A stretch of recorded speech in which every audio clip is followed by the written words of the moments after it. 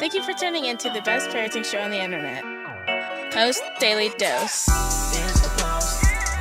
It's the Post. It's the Post. The Post Daily Dose. It's the Post.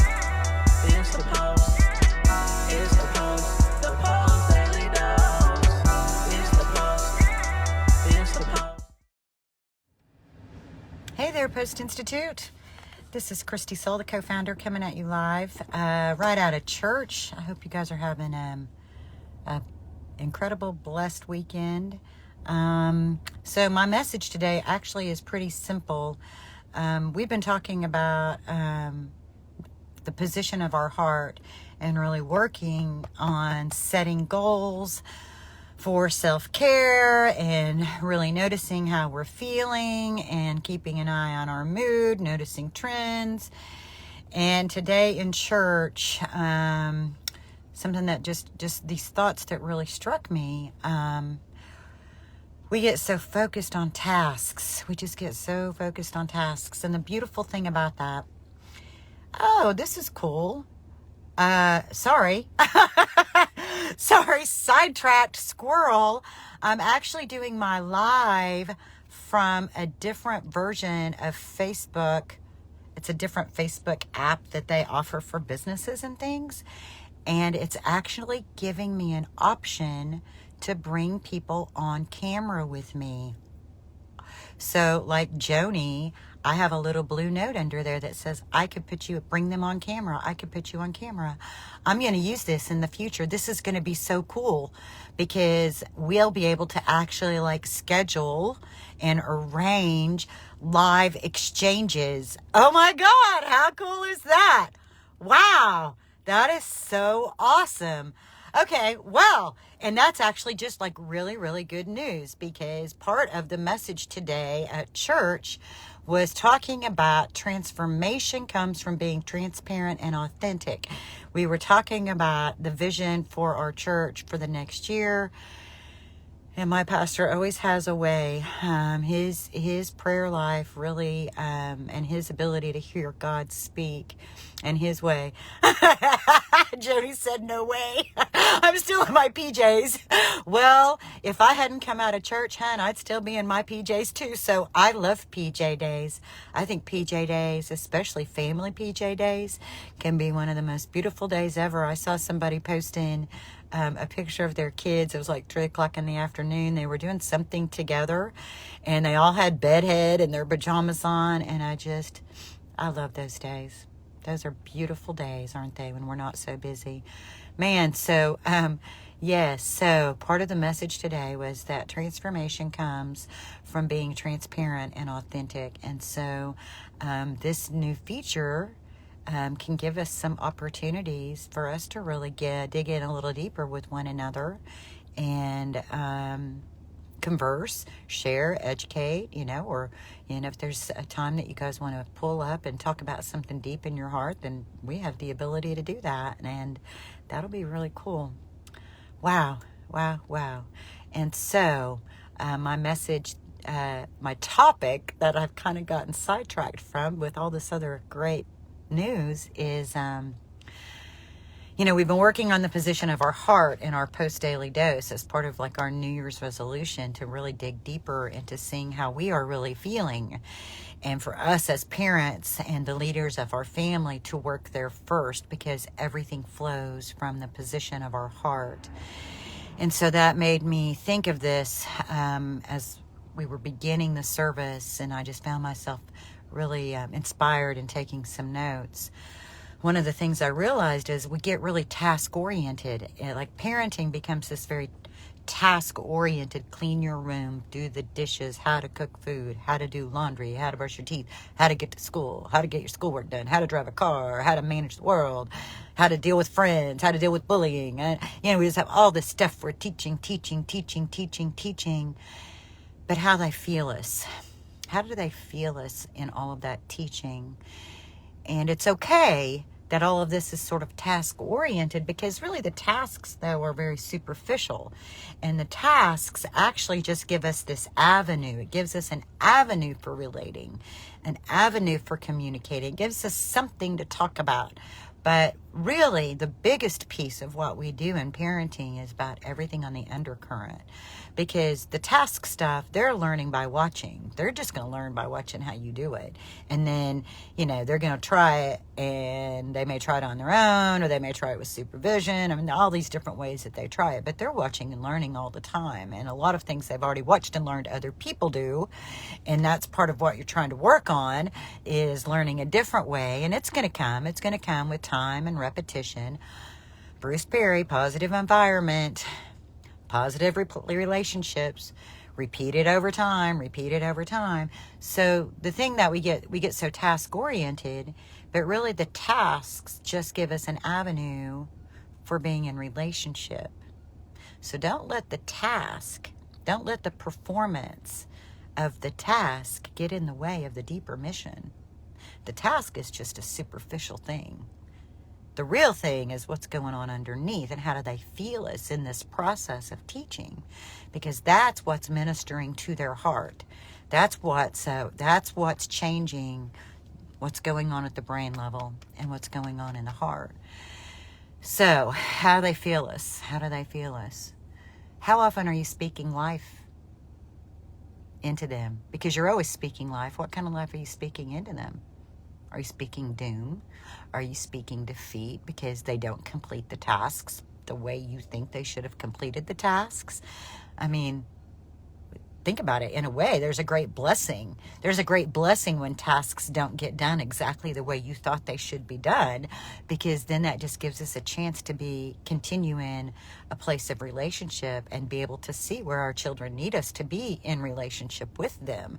I always talk about there's all these different levels of teaching, and when they're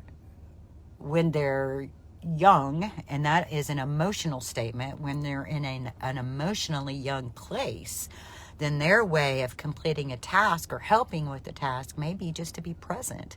Like when my daughter was younger, and was not physically able to help with certain things, how she helped was she watched. And she kept me company, and I gave her the assignment of picking good music, and so she was engaged in the process. And we did this in a way that then it wasn't dooming, it wasn't painful. It was just really kind of joyful time we spent together getting these things done. And then as she could help, she did. And now she has the urge, the self-impetus to do things independently, and it's a beautiful thing. And no, she doesn't always do it right, and sometimes we have to reteach and relearn, or sometimes it's like, oh, that might be a little beyond you still, so that's okay, So we get so focused on it being like eliminating needing to teach anymore, but we're never going to stop teaching, and teaching's just an opportunity for us to be in relationship. So how do they feel us in our role as teacher and guide of the family? How do they experience that from us? How are we speaking over them? How are we speaking life into them? Are we helping them to feel more capable and competent? Are we helping them to feel loved? Are we helping them to feel good enough? Are we speaking defeat over them? How are we talking to our children? And if you have a child and it's hard for them to hear compliments, then you have to be creative in how you speak life into them. And maybe you're speaking life into them more from the posture of your heart and your energy than through certain words that come out of your mouth, because they get so defended and protected and self-doubting, around that. And then the other thing I want to talk about, like my son was the biggest one about that. I used to talk about how smart he was, and no, he did not finish school. His whole education process was like just so random, and his life was so full of changes, and he lived in so many different places over so many different times in his life, and had so many different cultural experiences, that the traditional brick and mortar school was not very easy for him. It was not an easy setting for him. But he was so smart. He had this very innate intelligence that I still admire to this day. Like his memory, because of trauma, it was hard for him to retain certain information and recall it. Now, he could retain it, but because there would be so much static at the brain level, his ability to pull it out and use it in a moment was just like really tough, really tough. So, like memorizing multiplication tables, he couldn't do it. He couldn't. It was a can't, not I won't. To understand there's a difference, isn't there? There's a difference in I can't versus I won't. So it was an I can't for him.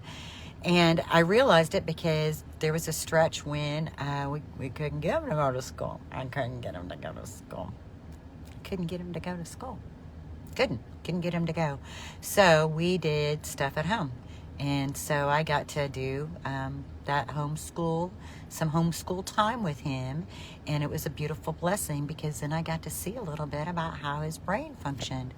He could do that. You know how multiplication is like a simpler form of addition, right? So he could do that level of addition in his brain almost as fast as he could write down and do a long form multiplication problem. I got to learn that about how his intelligence functioned. But because he did not perform well in school, and because grades didn't demonstrate to him that he was quote unquote smart, it was really hard for him to hear compliments with regards to intelligence. But he and I always came to a place of agreement, and the one place that we could agree on, the one compliment we could agree on, was that he has one of the most kind hearts of anybody I've ever met in my life. And so it's always been a place of meeting. It's always been a meeting ground when he's been stressed out and overwhelmed and in a place of self-doubt, and when he feels that way, just like other people who have histories of mass trauma, when self-doubt enters his system, it just plummets. It just pulls on this thread of depression and despair. And am I worthy to be alive? Am I valued? Do I have a purpose on earth? Should I die? Should I kill myself? All of that comes up. So it's a very big deal for that self-doubt to come into play. And so having that place of connection where I can say to him, I can speak life into him in those most desperate moments, because I see these beautiful aspects of him that have nothing to do with whether or not his room is clean. It doesn't have anything to do with that. It doesn't have anything to do with whether or not he's able to maintain romantic relationships, because those are so hard for him. It doesn't have anything to do with that. That I have a place of connecting with him, heart to heart. It's like connected from divine God all the way through his spirit man into his soul, that we can be in absolute agreement with the fact that his heart is amazing. So how do you speak life into your children? How do you use the fact that you're teaching as truly opportunities to be in relationship and in connection? How do we edify our children in ways that they really can feel us building them from the inside out? Because everything's going to flow from there. How are you building yourself from the inside out? So I think that's going to be a big piece of, the Post+Institute's always spoke on this level, but I feel like now is like a really important time. The world there's a lot of darkness out there. And now, as I'm thinking about it, I'm especially thinking about our young people and social media. And I'm going to tell you, people, if you're not aware, it can be very brutal for some of our children. It can be brutal for anyone. But there are people who will say things through the internet like, yeah, you're right, you should just go kill yourself. That's brutal. That's brutal. That is such brutality for the souls of each other. And so there's no more important time. There's no more important time to speak value, to speak life, to speak love over and into your children and into your family. And so we're going to focus on that a lot this year. We're going to focus a lot on the fact that we really have to be a solid foundation for our children, because the world out there is nasty and dark and brutal, and they have to be built up in a strong way in beyond tasks. That building has to come from someplace deep within, and we know our babies have already been through darkness. And so this is the time for us to really focus on building the light within them and speaking life over them and finding those unique, see, that's the whole thing. That's why I'm always saying, put everything aside. Put everything aside. All the things you're worried about, all the things you're stressed about, it's going to come. They're going to get there. They're going to get there when we speak life into them. They're going to get there when they see the love we have for them shine from our eyes, when they feel the posture of our heart, when they feel that we're with them for the long haul. We are here to do life with them. We're not here to abandon them. We're not here to reject them. We're here to love them. That's our purpose.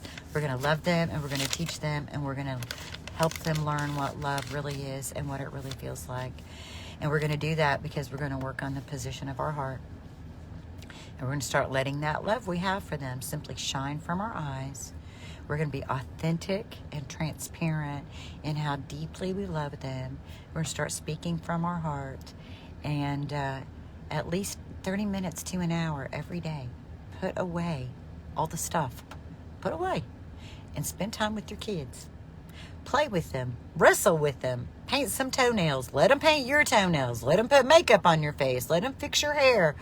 Snuggle in the bed. Read a book. Play a game. Cook a meal. Decorate some cupcakes. Let them feel the love you have for them shine from your eyes. And remember what Brian tells us, that in any given moment we can act out of those blueprints of the world. The blueprints of stress and fear and overwhelm, or we can take 1 to 2 to 3 deep breaths, and we can choose love. Much love to you guys. Have a blessed day.